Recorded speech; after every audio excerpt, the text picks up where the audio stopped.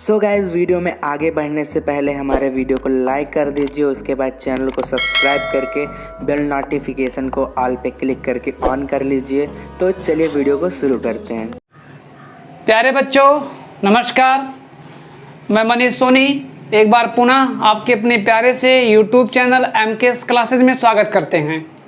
दोस्तों आज यह हमारा 10वीं कक्षा के लिए वीडियो होगा जो चैप्टर है समांतर श्रेणी। आज हमारे समांतर श्रेणी का यह दूसरा लेक्चर होगा।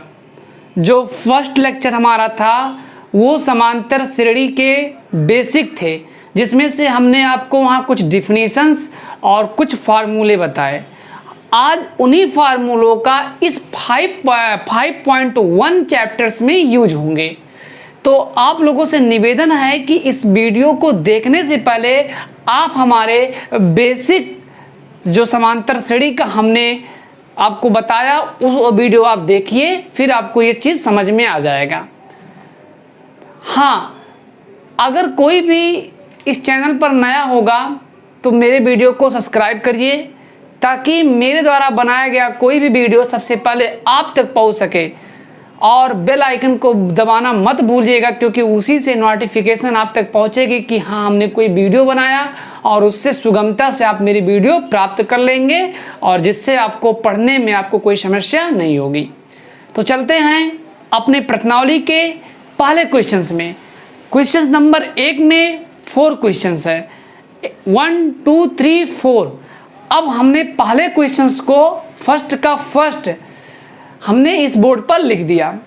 अब स्टेटमेंट क्या कर रहा, पहले क्वेश्चंस का ध्यान दीजिए। कह रहा है कि निम्नलिखित स्थितियों में से किन स्थितियों से संबंध संख्याओं की सूची एपी अर्थमेटिक प्रोग्रेशन मतलब समांतर श्रेणी है और क्यों है। तो हमें क्या करना है, इसमें यह बताना है 4 क्वेश्चंस में कि किन स्थितियों में संबंध संख्याओं की सूची समांतर श्रेणी में है, और अगर है समांतर श्रेणी में है तो क्यों है, उसका मुझे तर्क भी देना है। तो आइए पहले क्वेश्चंस को हम भली बात पढ़ते हैं। कह रहा है कि प्रत्येक किलोमीटर के बाद का टैक्सी का किराया, जबकि प्रथम किलोमीटर के लिए किराया 15 रुपया है। क्वेश्चंस कह रहा प्रत्येक किलोमीटर के बाद का टैक्सी की किराया, जबकि प्रथम किलोमीटर के लिए किराया 15 रुपया है और प्रत्येक अतिरिक्त किलोमीटर के लिए किराया 8 रुपया है। तो ध्यान दीजिए, पहले हम लोग चलते हैं अपने व्यवहारिक जीवन में। जैसे मान लेते हैं कि आप कोई गाड़ी बुक करते हैं कहीं जाने के लिए, तो कहता भैया 1000 प्लस तेल लेंगे या 1000 रुपया हमें दीजिए, और उसके बाद प्रत्येक किलोमीटर का हम आपसे 10 रुपया लेंगे। 1000 वो तो मेरा हो गया, और 10 रुपया प्रति किलोमीटर वो तेल का या गाड़ी के मेंटेनेंस का खर्चा हो गया। मतलब क्या है, अगर 1 किलोमीटर आप जाते हैं तो उसके लिए 1000 देना ही पड़ेगा। इसके बाद दूसरा किलोमीटर जाएंगे तो 1000 वो देंगे और 10 रुपया एक्स्ट्रा देंगे, क्योंकि वो गाड़ी मालिक ये कह रहा है। तो पहले किलोमीटर का किराया 1000 है, दूसरे किलोमीटर का किराया 1000 तो लगेगा ही लगेगा, और 10 रुपया सर्विस चार्ज ले रहा है, जिसमें से कितना हो गया भैया 1010 हो गया। अब ये प्रथम किलोमीटर का किराया हो गया, ये दूसरे किलोमीटर का किराया हो गया। अब तीसरे किलोमीटर किराया कितना होगा, 10,010 तो हो गया था, फिर 10 रुपया ऐड करेगा तो कितना होगा 1020 हो जाएगा। इसके बाद का किराया 1020 तो ही है, फिर 10 हो जाएगा 1030 हो जाएगा। तो आप क्या देख रहे हैं कि पहले किलोमीटर का जो किराया है, रेंट है, वो 1000 है, 1000 रुपया है। दूसरे किलोमीटर का किराया 1010 है, उसके बाद 1020 है, उसके बाद 1030 है। तो आप देख रहे हैं कि हर जगह कितने का अंतराल चल रहा है, 10 का अंतराल चल रहा है। तो ये जो हमारी सूची बनेगी भैया, वो सूची कैसी होगी, एपी होगी, क्योंकि एक नियत संख्या जोड़ा जा रहा है। वो नियत संख्या कितना भैया 10 है। तो इसी प्रकार से वो भी क्वेश्चन हमारे सॉल्व होंगे। चलते हैं, अब आइए ध्यान दीजिएगा। कह रहा प्रत्येक किलोमीटर का किराया कितना है भैया 15 रुपया। अब ध्यान दीजिएगा, प्रथम किलोमीटर के लिए किराया कितना है 15 रुपया। तो लिख देते हैं पहले प्रथम किलोमीटर का किराया प्रथम किलोमीटर का किराया कितना रुपया है भैया? 15 रुपया। अब ध्यान दीजिएगा, अब कह रहा है प्रत्येक अतिरिक्त किलोमीटर के लिए किराया 8 रुपया है, मतलब अतिरिक्त इसके बाद। तो यहां से क्या होगा, ठीक है ना, दूसरे किलोमीटर का किराया तो 15 तो लेगा ही लेगा, 8 रुपया और ऐड करेगा तो 15 5 20 और 2 कितना हो जाएगा? 22 हो जाएगा, ठीक है ना।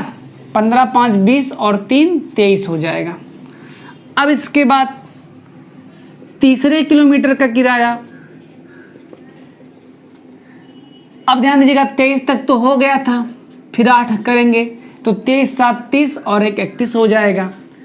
फिर चौथे किलोमीटर का किराया 31 रुपया तो लेगा ही लेगा, फिर 8 रुपया उसमें ऐड करेगा, 39 रुपया। अब ध्यान दीजिएगा, इस प्रकार से हम लोग क्या कर सकते हैं, इसी प्रकार, ठीक है ना, हम लोग क्या कर सकते हैं, 5वें किलोमीटर का किराया निकाल सकते हैं। 5वें किलोमीटर का किराया 39 तो लगेगा ही लगेगा, फिर उसमें 8 ऐड कर देंगे तो 39 और 1 कितना होता है? 40 7 47। तो अब ध्यान दीजिएगा, इस प्रकार प्राप्त किराया का सूची, इस प्रकार प्राप्त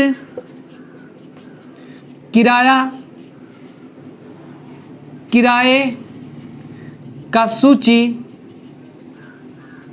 कितना हो जाएगा? हमारे पास पहला किलोमीटर का किराया 15 रुपया, दूसरे किलोमीटर का किराया 23 रुपया, अगले का 31 रुपया, अगले का 39 रुपया, उसके अगले का 47 रुपया। इसी प्रकार से ये किराया बढ़ता जाएगा। आप देख रहे हैं कि प्रत्येक जगह, ठीक है ना, कितना जोड़ा जा रहा है? 8 8। अब हम लोग जानते क्या हैं कि समांतर श्रेणी मतलब एपी अर्थमेटिक प्रोग्रेशन, समांतर श्रेणी में होने का प्रतिबंध क्या होता है? सार्वंतर हर जगह इक्वल आना चाहिए प्रतिबंध। तो क्या होता भैया, सपोज करते हैं ये हमारे पास पहला पद हो गया, ये हमारे पास दूसरा टर्म हो गया, ये तीसरा टर्म हो गया, ये चौथा टर्म हो गया और ये 5वां टर्म। हमने आपको बताया था कि आप टर्म को टी से भी रिप्रेजेंट कर सकते हैं और ए से भी रिप्रेजेंट कर सकते हैं, चाहे A1 लिख दीजिए चाहे T1। इसी प्रकार से इन दोनों को भी हम लोग लिख सकते हैं। बात समझ में आ रहा है ना? चाहे T1 लिखो चाहे A1 लिखो। अब ध्यान दीजिएगा, प्रतिबंध हमने आपको बताया, ठीक है। दूसरे पद में से पहला पद घटा दीजिए, मतलब T2 minus T1, T3 minus T2, T4 minus T3, T5 minus T4। ये समांतर श्रेणी में, ठीक है ना। आप सार्वंतर ज्ञात करने का यही फार्मूला होता है कि द्वितीय में से प्रथम को घटा लीजिए। अगर वो अंतर ये नियत चलता रहे, अनवरत चलता रहे, तो वही सूची हमारी क्या होती है? समांतर में हो जाती है। तो 23 माइनस 15, इसके बाद में 31 माइनस 23, 39 माइनस 23 और उसके बाद 47 माइनस 39। आप हर जगह हल करने पर 8 8 8 पाएंगे, अर्थात यह कॉमन डिफरेंस सूची में रिप्रेजेंट है, अर्थात यह जो हमारा स्टेटमेंट है वो एपी का होगा। इतना तो समझ में आ गया ना? कोई दिक्कत नहीं है, क्योंकि क्वेश्चंस का स्टेटमेंट यही है, क्वेश्चंस का स्टेटमेंट यही कह रहा है कि प्रथम किलोमीटर का किराया 1 किलोमीटर का किराया 15 रुपया है। इसके बाद जब आप दूरी तय करेंगे तो 8 रुपया अतिरिक्त देना पड़ेगा, मतलब 15 तो आपको देना ही देना है 1 किलोमीटर का। अगला दूसरा किलोमीटर जब आप जाएंगे तो 15 में 8 ऐड कर देंगे, जोड़ देंगे, तो हमारे उस कंडीशन में 23 रुपया होगा। अगला तीसरा किलोमीटर जाएंगे तो 23 तो देना ही देना है और साथ में 8 रुपया और देना है। इस प्रकार से आपको 31 रुपया देना है। तो आप क्या देख रहे हैं कि हम प्रत्येक पद में एवरी टर्म में 8 को ऐड कर रहे हैं और जो हमारा 8 होगा वो कॉमन डिफरेंस होगा। और समांतर श्रेणी में किसी भी सूची का समांतर श्रेणी में होने का प्रतिबंध यही है कि सूची में अंतर बरकरार रहे, वो अंतर हर जगह मौजूद रहे, वही तो अंतर सार्वांतर कहलाता है। और वो सार्वांतर वो अंतर कितना है? 8 है, अर्थात यह सूची एक समांतर श्रेणी होगी। अब चलते हैं क्वेश्चन नंबर 2 में, नोट कर लीजिएगा, ध्यान दीजिएगा। हमारे पास जो क्वेश्चन नंबर 2 है वो क्या कह रहा है, बहुत मजेदार क्वेश्चन है। कह रहा किसी बेलन में उपस्थित हवा की मात्रा है, एक सिलेंडर है, एक बेलन है, उस बेलन में हवा की मात्रा है, हवा मतलब आयतन। कह रहा किसी बेलन में उपस्थित हवा की मात्रा, जबकि वायु निकालने वाला पंप, जिस प्रकार से पंप किसी में हवा भरने का काम आता है, उसी प्रकार से हवा निकालने का भी पंप आता है जिसे हम वैक्यूम करते हैं। तो कह रहा जबकि वायु निकालने वाला पंप प्रत्येक बार बेलन की शेष हवा का 1/4 भाग बाहर निकाल देता है। जैसे मान लेते हैं हमारे बॉडी में खून निकालना है तो किसी सिरिंजी से एक के लागे तो निकाल नहीं सकते हैं, धीरे धीरे करके निकालेंगे। खून का कोई ना कोई एक हिस्सा निकालेंगे, 1/10 1/20 जो भी होगा। तो एक साथ तो हम ये तो नहीं कि भैया एक काम करो नस काट दो पूरा खून निकल जाएगा, ऐसा तो करना नहीं। सिरिंजी से निकालना है, सिरिंजी से क्या निकालना है? खून निकालना है। तो एक सभी खून निकाल नहीं सकते हैं। आपके बॉडी में जो भी ब्लड होगा उस एक बार निकालने में आपके खून का कोई ना कोई एक हिस्सा होगा। तो उसी प्रकार से आप सपोज करिए हमारे पास एक सिलेंडर है भैया, एक क्या है? सिलेंडर है। सिलेंडर में क्या भरा हुआ है? हवा भरा हुआ है। अच्छा, हवा की मात्रा कुछ ना कुछ होगी। तो कह रहा है कि किसी बेलन में उपस्थित हवा की मात्रा, तो मान लिया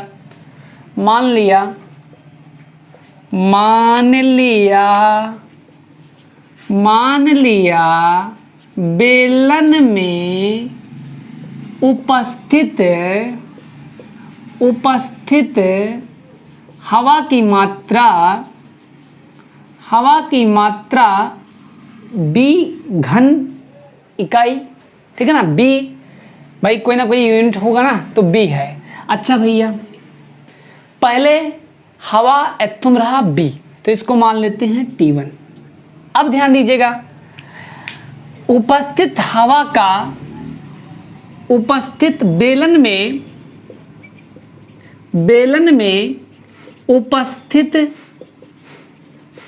उपस्थित हवा का 1/4 भाग निकाल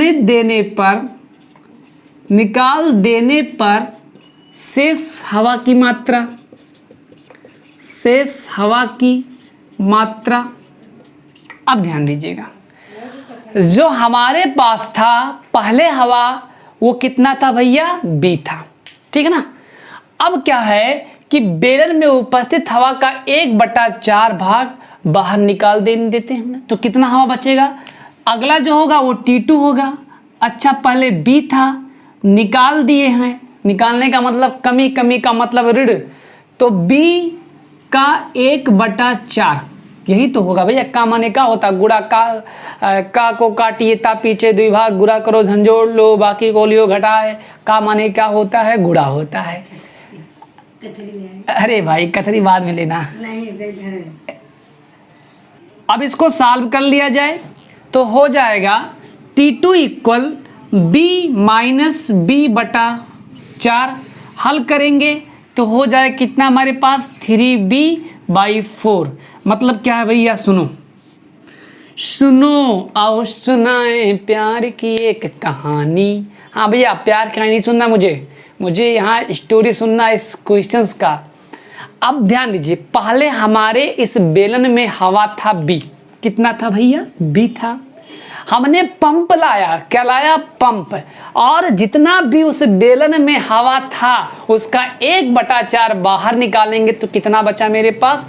3B/4 है। अब ध्यान दीजिएगा, ये तो हो गया बेलन में उपस्थित हवा का 1/4 भाग निकाल देने पर शेष हवा की मात्रा। अब ध्यान दीजिएगा, ये पहला था, ये पहली बार में मान लिया बेलन में उपस्थित हवा की मात्रा इतना था, ये दूसरी बार में था। अब ध्यान दीजिएगा, तीसरी बार में, अच्छा तीसरी बार तक बहुत है। इसी प्रकार तीसरी बार में बेलन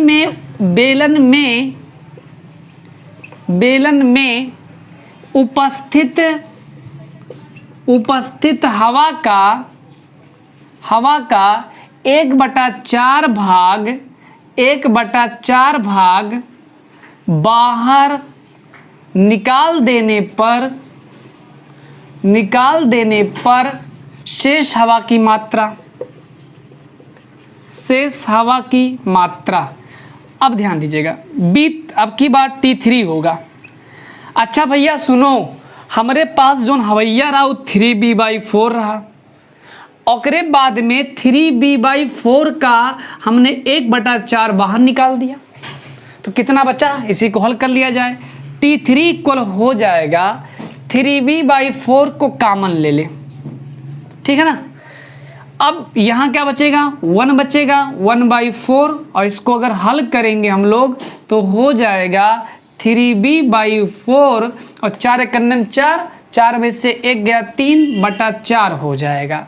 अब ध्यान दीजिएगा, 3 2 बार, 4 2 बार, तो लिख सकते हैं T3 इक्वल 3/4 का स्क्वायर और B। इतना हो गया, समझ में इतना आ गया, कोई दिक्कत नहीं था यार। पहले हवैया रहा B, पहले हवैया कितना रहा? B रहा, और बाद में ओकर 1/4 भाग बाहर निकाल दिया। अब कितना बचा? B माइनस B का 1/4, ओका हल कियन, ओकरे बाद में जोन हवैया बचा ओकर 3B/4 का 1/4 बाहर निकालन, हल कियन तो हमारा T3 निकल गए, और ये का हल करे के बाद इतना आई गए। अब सुनो, इस प्रकार प्राप्त सूची, थोड़ा सा जगह कम होने के कारण हम यहाँ लिख दे रहे हैं इस प्रकार। अच्छा चलो, यहाँ भी कोई दिक्कत नहीं है। इस प्रकार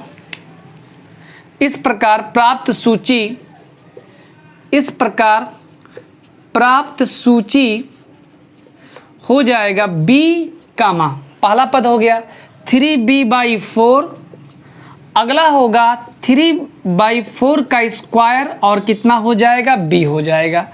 तो भैया लोग यहाँ ध्यान दीजिए, ये हमारा है T1, ये हमारा है T2, और ये हमारा है T3, ऐसे डॉट बढ़ता जा रहा है। इतना तो समझ में आई गया ना। अब भैया थोड़ा सा हम आपको दिखा दे रहे हैं कि AP में ये नहीं होगा, तब किस में होगा। अब ध्यान दीजिएगा, T2 minus T1 equal T3 हो, अंधेर लाइट चल जाती है बार बार। अगला होगा T3 माइनस T2, ठीक है ना। T2 कितना है? 3B/4 minus B। T3 कितना है? 3 त्रिक्का 9, 4 चौके 16, ठीक है ना। B माइनस 3B/4, इसको हल करेंगे, इज नॉट इक्वल आएगा। जब ये इज नॉट इक्वल आएगा तो हम कह सकते हैं भैया देखिए यार, हमने अभी बताया आपको ना कि कोई श्रेणी समांतर में तब होगी ना जब T2 minus T1 equal T3 minus T2, और इसके बाद T4 माइनस T3, ये अंतराल हर जगह बरकरार रहे, इक्वल रहे, then I can say that this type series called to be AP। But ठीक है ना, यहाँ कॉमन डिफरेंस हर जगह वही नहीं है, इसलिए यह सूची हमारा AP में नहीं होगा। वास्तव में ये तो GP में होगा, लेकिन GP के बारे में यहाँ कोई चर्चा नहीं करेंगे। लेकिन चलिए थोड़ा सा मैं GP के बारे में जिक्र कर दे रहा हूँ। जैसे हमने आपको बताया कि कोई श्रेणी समांतर में है तो उसके लिए कंडीशन है T2 minus T1 equal T3 minus T2, और यही जो हल करने पर आता है वो कॉमन डिफरेंस कहलाता है, इसे D से रिप्रेजेंट करते हैं। ये तो हो गया समांतर श्रेणी के लिए। अगला आता है गुणोत्तर का, मतलब गुणा से कहीं ना कहीं संबंध होगा, तो गुणा के लिए T2/T1 इक्वल T3/T2 होना चाहिए, ठीक है ना।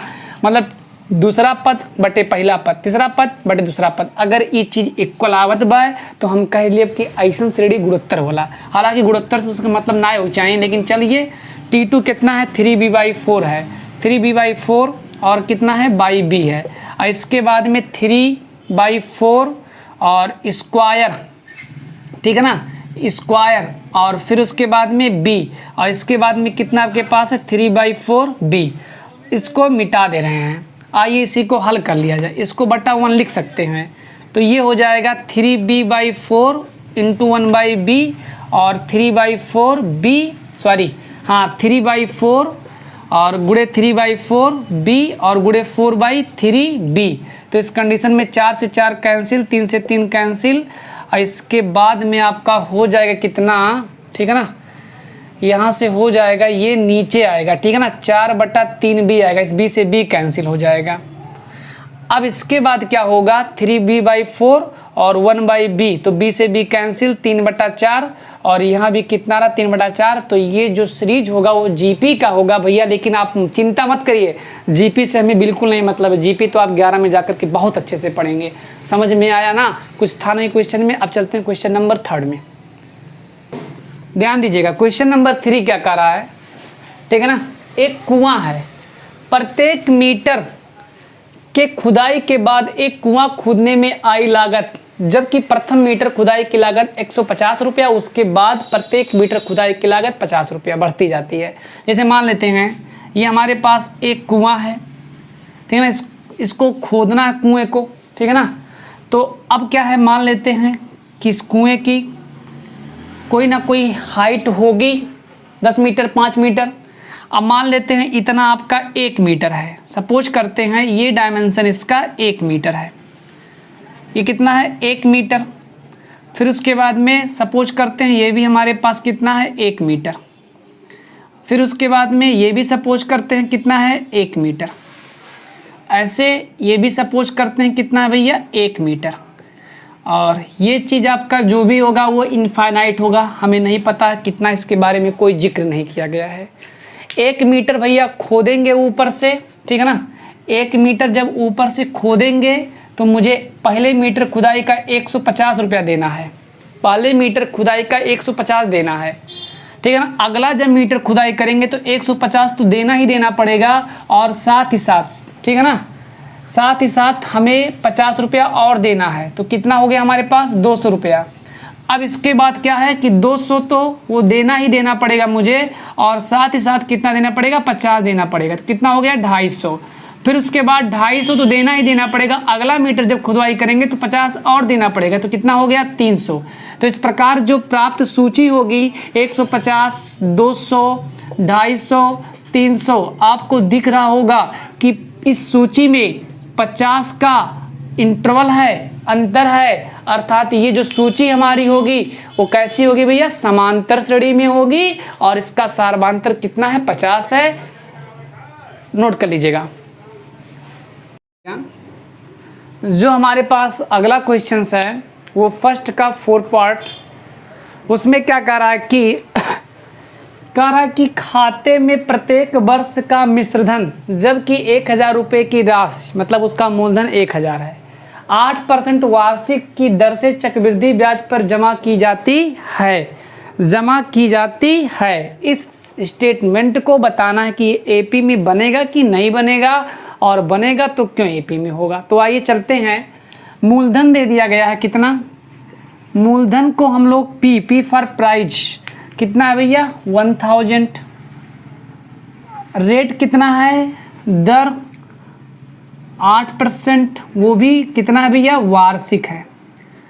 अब हमें निकालना है क्या, प्रत्येक वर्ष का, एक पहले वर्ष का, दूसरे वर्ष का, तीसरे वर्ष का। अब ध्यान दीजिएगा, कह रहा प्रत्येक वर्ष का मिश्रधन अमाउंट ए बराबर P1 + R/100⁻1 पहले वर्ष का n। अब आइए पहले वर्ष के लिए मिश्रधन A = P कितना हमारे पास है 1000, और फिर उसके बाद में 1 + r 8/100⁻1 हल करेंगे तो 1000, ठीक है ना, 1000 और उसके बाद 100 करने में 100, 108/100 ये हो गया।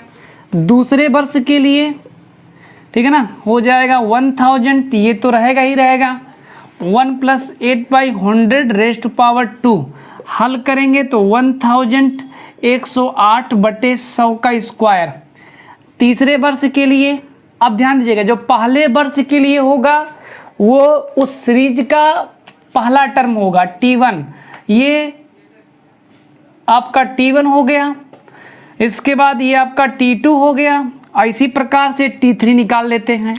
तो तीसरे वर्ष के लिए इक्वल 1000 108/100 कितना हो जाएगा 3, ये T3 हो जाएगा।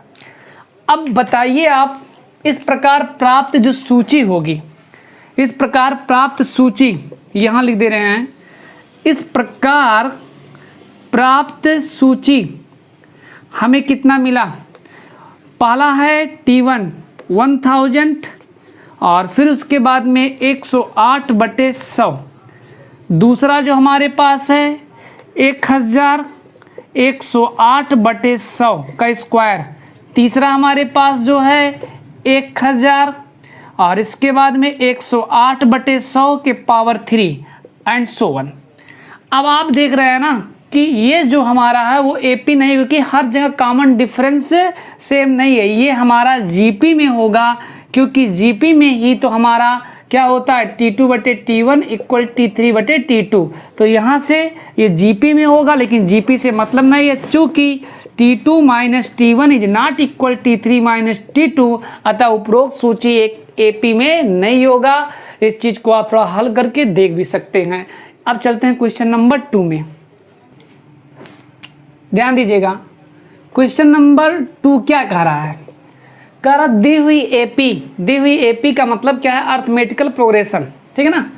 कह रहा दी हुई एपी के प्रथम 4 पद लिखिए, जबकि प्रथम पद ये हुआ सार्वधातुक डी है। तो भैया एक चीज़ दिमाग में नोट कर लीजिएगा, कभी भी अगर प्रथम पद और सार्वधातुक हमें ज्ञात हो जाए तो हमें श्रेणी का दुनिया में कोई भी पद पूछा जाए आसानी से ज्ञात कर सकते हैं। ये बात समझ में आ रहा है ना। तो क्वेश्चन नंबर 2 में 5 क्वेश्चंस और 5 क्वेश्चंस में ए और डी गिवन डेट हैं, तो कोई दिक्कत नहीं है। आइए चलते हैं। पहला क्वेश्चंस के लिए ए बराबर दे दिया गया है 10 और डी बराबर दे दिया गया है 10, तो कोई दिक्कत नहीं है। पहला पद T1 का मतलब ए का मतलब है 10, T2 का मतलब है a + d। भाई दूसरा पद का मतलब क्या होता है, एक d कम हो जाएगा, तो a है 10, d भी है 10। हल करेंगे कितना मुझे मिलेगा, 20 मिलेगा। T3 में चलते हैं। T3 एक d कम हो जाएगा तो 2d हो जाएगा, तो a का मान है 10 + 2 और d का मान कितना है 10, 10 दूना 20, 10 कितना हो जाएगा 30 और T4 हो जाएगा a + 3d मतलब 10 + 3 और d हमारे पास कितना है 10, 10 × 30 और 10 × 40। इस प्रकार से बच्चा लोग हमने क्या किया, 4 पद उस श्रेणी का ज्ञात कर लिया, जिसका प्रथम पद 10 था और सार्वधातुक भी हमारे पास कितना था भैया 10 था। तो मैं बार बार कह रहा हूँ कि कभी भी समांतर श्रेणी का कोई पद भी पूछे, ए और डी ज्ञात है तो आसानी से ज्ञात कर सकते हैं। हाँ, कभी कभी ए दे देगा, डी नहीं देगा, कुछ और दे देगा, तो हमारा अंतिम लक्ष्य यही होना चाहिए कि हम ए और डी फाइंड आउट कर ले जाएं। तो चलते हैं अगला क्वेश्चन। दूसरा नंबर कह रहा है कि a = -2 d = 0। तो यहाँ से प्रथम पद चलते हैं। T1 का मतलब है a का मतलब -2, T2 मतलब a + d, a कितना हमारे पास है -2, d कितना है 0, हल करेंगे -2। T3 के लिए a + 2d हो जाएगा, a कितना है -2 + 2 और d कितना आपके पास है 0, तो ये भी कितना हो जाएगा -2 हो जाएगा। ऐसे T4 a + 3d, ए कितना है -2, 3 और डी कितना है हमारे पास 0, हल करेंगे -2। तो बच्चा लोग यह आपका श्रेणी का 4 पद निकल चुका है, जो कि सभी पद -2 हैं, क्योंकि यहाँ सार्वांतर कितना था भैया 0 था। ऐसे हम उम्मीद करते हैं क्वेश्चन नंबर 3 और क्वेश्चन नंबर 5 तक आप लोग लगा लीजिएगा, कोई दिक्कत नहीं है। बस केवल और केवल वही फार्मूला ए पहला पद, D a + d, a + 2d, a + 3d etc। ध्यान दीजिएगा आप लोग, क्वेश्चन नंबर 3 में क्या कह रहा है कि निम्नलिखित में से, ठीक है ना, निम्नलिखित में से प्रत्येक एपी, ठीक है ना, जितने भी आपके पास सीरीज हैं सब एपी हैं, क्योंकि क्वेश्चंस का रहा मुझे इसके लिए कोई जानकारी नहीं करना कि एपी में है कि नहीं, चूँकि एपी में ही होगा, क्योंकि कहा दिया है एपी। निम्नलिखित में से प्रत्येक एपी के लिए प्रथम पद और हमें सार्वांतर मतलब ए और डी ज्ञात करना है, कोई दिक्कत नहीं होगा। आइए चलते हैं एक करके हम सभी क्वेश्चन को सॉल्व कर लेते हैं। क्वेश्चन नंबर फर्स्ट में जो प्रथम पद होगा, प्रथम पद कितना होगा भैया, प्रथम पद का मतलब ए बराबर कितना होगा 3 होगा। सार्वांतर को हम लोग किससे रिप्रेजेंट करते हैं, डी से। कैसे ज्ञात करते हैं, दूसरे पद में से पहले पद को घटा देते हैं। दूसरा पद कितना है 1, प्रथम पद कितना है 3, हल करेंगे कितना मिलेगा -2। तो इस प्रकार से डी कितना मुझे मिला, डी हमें मिल गया -2 मिला, ए कितना मुझे मिला 3 मिला। अब चलते हैं क्वेश्चन नंबर 2 में, ठीक है ना। क्वेश्चन नंबर 2 में क्या कह रहा है, -5 -1 3 7 डॉट डॉट। इसमें से प्रथम पद कितना होगा -5 होगा। अगर हम बात करें सार्वांतर की, तो सार्वांतर के लिए T2 - T1, T2 कितना है -1, T1 कितना है माइनस, इसका माइनस कितना हो जाएगा प्लस। तो इस प्रकार से D कितना हमारे पास हो जाएगा 4 हो जाएगा। ऐसे क्वेश्चन नंबर 3 में भी प्रथम पद होगा 1/3 और जो सार्वांतर होगा 5 में से 1 गया, 4 कितना हो जाएगा 3 हो जाएगा। ऐसे ही आप क्वेश्चंस लगा सकते हैं, ठीक है ना। सार्वांतर ज्ञात करने के लिए दूसरे पद में से पहला पद घटा लेते हैं, मतलब अगले पद से पहले पद को घटा देंगे, सार्वांतर निकल जाएगा। चलते हैं क्वेश्चन नंबर 4 में, ध्यान दीजिएगा। क्वेश्चन नंबर 4 है, आप इसका स्क्रीनशॉट ले लीजिएगा, बहुत लंबे चौड़े क्वेश्चन है, इसमें स्क्रीनशॉट ले लीजिएगा आप लोग। ध्यान दीजिएगा, क्वेश्चन नंबर 4 में क्या कह रहा है कि निम्नलिखित में से कौन कौन एपी है। यदि कोई एपी है तो उनका सार्वांतर ज्ञात करो और इनके अगले 3 पद लिखो। मतलब अगर एपी में है तब हमें क्या करना है भैया कि उसका सार्वांतर ज्ञात करना है और उसके 3 पद आगे के लिखने हैं। अब ध्यान दीजिएगा, हमारे पास जो टोटल क्वेश्चंस हैं वो हैं 15।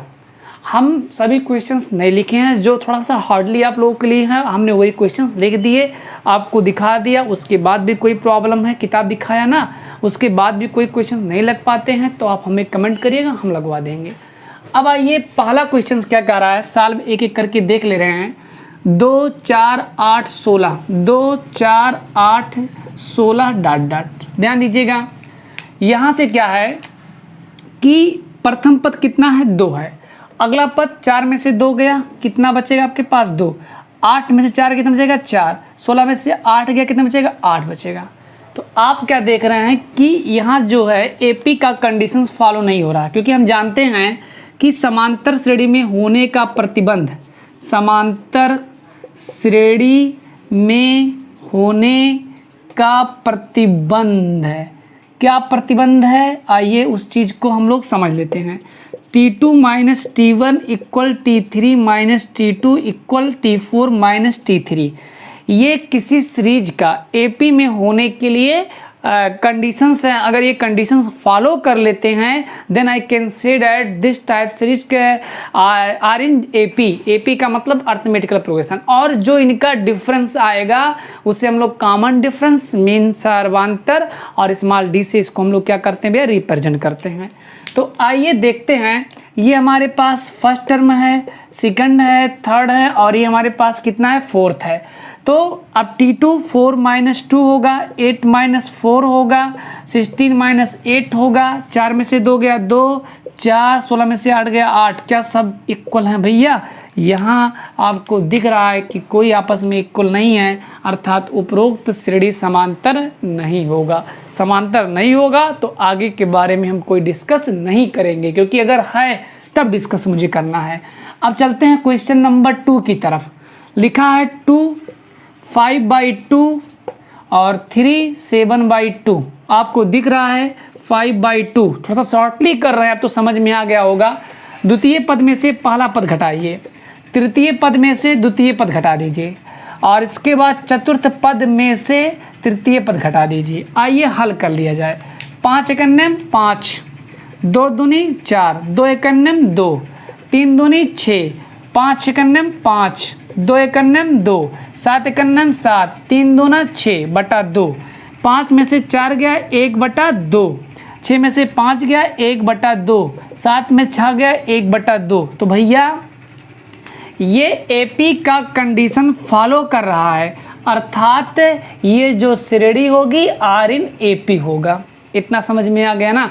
मतलब पहला क्वेश्चन एपी में नहीं था, दूसरा क्वेश्चन एपी में है, क्योंकि उस श्रेणी में एक नियत संख्या का अंतर विद्यमान है। वो नियत संख्या कितना है?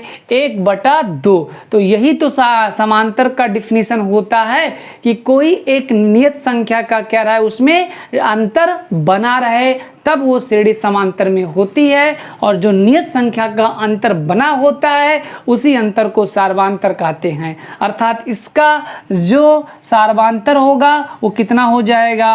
1/2 हो जाएगा। ठीक है ना? D 1/2 आ गया। अब कह रहा अगले 3 पद लिखो। तो भैया 1 2 3 4 पद तक तो लिखा गया है, मुझे अगले 5वां पद लिखना है, 6वां पद लिखना है, 7वां पद लिखना है। तो हमने बताया जय पद होगा D उससे कम होगा। अगर 5वां पद होगा तो 1 D कम करके 4D हो जाएगा, 6वां पद होगा तो A + 5D हो जाएगा, 7वां पद होगा तो A + 6D हो जाएगा। हमने अभी आपको बताया कि जब हमें किसी श्रेणी का प्रथम पद और सार्वांतर पता हो जाए तो उस श्रेणी का हम कुछ भी पद ज्ञात करने के लिए कह दिया जाए, इस फार्मूले से आसानी से हम लोग ज्ञात कर सकते हैं। तो आइए, प्रथम पद कितना है? 2 है, 2 हो गया प्लस 4। D कितना है? 1/2 है। तो 2 एकन्नम 2, 2 दूना 4, 2 2 कितना हो जाएगा? 4 हो जाएगा। अगला पद 5वां है, तो A का मान कितना है? A का मान है 2, D का मान 5, उसके बाद लिखा है D का मान कितना है? 1/2 है। तो यहाँ से हो जाएगा 5/2 हो जाएगा, और 2 दूना 4, 5 9 बटा कितना हो जाएगा? 2 हो जाएगा। ऐसे हम 7वें टर्म को भी ज्ञात कर सकते हैं। प्रथम पद कितना हमारे पास है? प्रथम पद 2 है, 6। D कितना आपके पास है? जो D आपके पास है 1/2 है। हल करेंगे 2 3 6, 3 2 5। इस प्रकार से हम उस श्रेणी का 3 अगले पद अर्थात 5वां पद, 6वां पद और 7वां पद ज्ञात कर ले गए। अब चलते हैं हम क्वेश्चन नंबर 3। आप लगा ले जाइएगा, कोई दिक्कत नहीं। बच्चों को डर लगता है तो कहाँ से भैया? करड़ी से। अब हम करड़ी की तरफ चलते हैं, ठीक है ना? क्योंकि इतने सारे सवाल हैं, बता पाना मुश्किल होगा, ठीक है ना? आप लोग भी कुछ कार्य करिए, नहीं लगा पाते हैं तब हमको कमेंट करिए, फिर हम बाकी क्वेश्चंस भी लगवा देते हैं। हालांकि जब हम लोग पढ़ते थे तो करड़ी से सबको डर लगता है, तो हमको भी डर लगता था। तो आइए हम करड़ी को ही ख़त्म कर देते हैं। आइए क्वेश्चन नंबर 5 में चलते हैं। 3 लिखा है, 3 + √2 लिखा है, 3 + 2 √2 लिखा है, 3 + 3 √2 लिखा है। ये हमारे पास फर्स्ट टर्म होगा। समांतर श्रेणी में होने का प्रतिबंध, एपी में होने का प्रतिबंध क्या होता है? T2 - T1 और T3 - T2, T4 - T3। और सेकंड द्वितीय टर्म कितना है? 3 + √2। प्रथम टर्म कितना है? 3। तृतीय है 3 + 2 √2। T2 कितना है? 3। हाई माइनस ये प्लस क्या हो जाएगा? -√2। चौथा पद कितना है आपके पास? 3 + 3 √2, और इसके पहले वाला पद कितना है? 3 + 2 √2, ये माइनस हो जाएगा। हल कर लेते हैं। 3 से 3 आपका हो जाएगा क्या भैया, फ्री हो जाएगा। इसके बाद में 3 से 3 यहाँ भी फ्री हो जाएगा। √2 कितनी बार है, 2 बार। √2 कितनी बार है, 1 बार। कितनी बार √2 बचेगा, 1 बार √2 बचेगा। यहाँ भी √2 बचा है, यहाँ भी कैंसिल हो जाएगा और इसको हल करने पर भी कितना बचेगा, √2 बचेगा। तो इस प्रकार से ये समांतर श्रेणी में होने का प्रतिबंध जो है फॉलो करता है, कंडीशंस फॉलो करते हैं। तो I can say that this series also are in AP। अब भैया AP में है तो इसका सार्वांतर कितना होगा, √2 होगा। तो अभी हमने बताया कि किसी भी श्रेणी के लिए प्रथम पद और सार्वांतर ज्ञात हो जाए तो हमें श्रेणी का कोई भी पद ज्ञात करने के लिए कह दिया जाए तो ये कोई मुश्किल की बात हम लोगों के लिए नहीं है। तो आइए चलते हैं यहाँ से 1 2 3 4 पद हमको ज्ञात है, हमें निकालना है पांचवा पद। पांचवा पद का मतलब a + 4d। a कितना है 3, 4d कितना है √2। ऐसे छठवां पद तो a + 5d मतलब 3 + 5 √2। सातवां पद 3 + 6 √2। तो बच्चा लोग ये श्रेणी के बाकी 3 पद हमने ज्ञात कर लिए। इसी प्रकार से आप करड़ी के क्वेश्चंस और भी लगा सकते हैं। चलिए हम क्वेश्चन नंबर 12 में चलते हैं, 12 में चलते हैं। क्वेश्चन नंबर 12 क्या कह रहा है, चलिए पहले हम क्वेश्चन नंबर 6 भी थोड़ा डेसिमल है, डेसिमल से भी कुछ लोगों को प्रॉब्लम क्रिएट होता है। तो आइए क्वेश्चन नंबर 6 क्या कह रहा है, 0.2 कामा 0.22 कामा 0.22 कामा 0.2222। फिर उसके बाद हमें बताना है AP में है कि नहीं है। तो आइए प्रथम टर्म, द्वितीय, तृतीय, चतुर्थ। तो आइए 0.22 में से 0.2 घटा देते हैं, 0 बढ़ा देंगे, 2 0.02 आएगा, ठीक है ना। मतलब इसका जो T2 - T1 आया वो कितना आया, 0.02 आया। इसके बाद क्या कर लेते हैं, T3 - T2 कर लेते हैं। T3 कितना है 0.22 और T2 कितना है 0.22। यहाँ 0 बढ़ा लेते हैं, 2 और 0.002। आप देख रहे हैं ना कि एक दशमलव पीछे की तरफ खिसक रहा, अर्थात सार्वांतर इक्वल नहीं होगा, अर्थात ये AP में भी नहीं होगा। AP में नहीं होगा तो हमें सार्वांतर, ठीक है ना, कोई निश्चय नहीं होगा, सार्वांतर में ज्ञात नहीं करना, अगले 3 पद ज्ञात नहीं करना है, क्योंकि कंडीशंस है AP में है तब हमें सार्वांतर और अगले 3 पद ज्ञात करने होंगे, ठीक है ना। अब क्या है कि चलते हैं क्वेश्चन नंबर 12 में। आइए कोई दिक्कत नहीं है, √2 है लिख दो। अच्छा भैया 8 को 2 × 2 × 2 लिख सकते हैं, मतलब 2√2 लिख सकते हैं, 2√2 हो गया। 18 को 9 दूना 18, 9 का वर्गमूल 3 √2 होगा। 32 16 दूनी 32, 16 का वर्गमूल 4, 4√2 हो जाएगा डॉट डॉट। अच्छा 2√2 - √2, ठीक है ना, 3√2 - 2√2, 4√2 - 3√2। तो ये हो जाएगा √2, ये भी हो जाएगा √2, ये भी हो जाएगा √2। मतलब हल करने पर T2 - T1, T3 - T2 हर जगह √2 मिला, अर्थात वोट कॉमन डिफरेंस हर जगह विद्यमान है, अर्थात भैया ये भी क्या होगा, हमारा समांतर श्रेणी में होगा। अगर समांतर श्रेणी में है तो आगे के हमें जो टर्म ज्ञात करना है, 1 2 3 4 हो गया है। आप पांचवा पद a + 4d का मतलब √2 और प्लस कितना हो जाएगा भाई, 1 2 3 4 हो गया है ना। पांचवा पद a + 4d हो जाएगा। a का मान कितना है, a का मान है √2 और प्लस 4d का मान कितना है, √2 है। तो इस प्रकार से इसको और बेहतर लिखना चाहते हैं उसके जैसा तो लिख दीजिए √2 प्लस ये अंदर जाएगा तो 8 दूनी कितना हो जाएगा, 16 हो जाएगा। बात समझ में आ रहा है ना। और उस कंडीशंस में ऐसे आपके हो जाएंगे। अब इसके बाद क्वेश्चन नंबर आगे आप लोग लगा लीजिएगा, ये AP में आपका नहीं होगा क्योंकि 1 का स्क्वायर 1, 3 का स्क्वायर 9, 5 25, ठीक है ना। यहाँ 8 हो जाएगा और यहाँ 8 नहीं होगा क्योंकि 9 8 17 होता है, ठीक है ना, 25 आया, मतलब ये AP में ये नहीं होगा। तो इस प्रकार से दोस्तों हमने इस प्रश्नावली को ख़त्म किया, मतलब ये आपका प्रश्नावली था 5.1। अगला जो वीडियो होगा 5.2 का होगा, किसी को समझने में कोई समस्या होगी तो आप कमेंट के माध्यम से हमारा वो अपना संदेश हमारे पास भेज सकते हैं, ताकि अगले वीडियो में हम आपको वो कमेंट के अकॉर्डिंग आपको और बेहतर कुछ कर सके। तब तक के लिए आप लोगों से नमस्कार दोस्तों।